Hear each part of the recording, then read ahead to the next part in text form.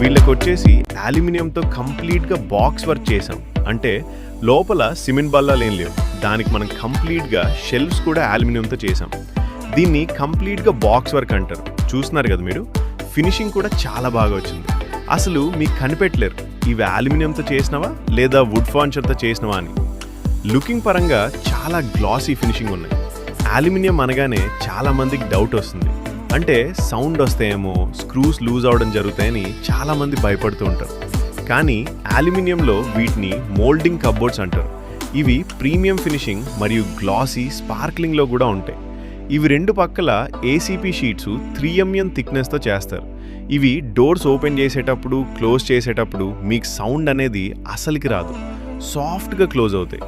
వీటిని వాటర్తో కడిగినా కూడా రెస్ట్ అనేది రాదు, కలర్ ఫీడ్ అవ్వదు. మనకు చాలా కాలం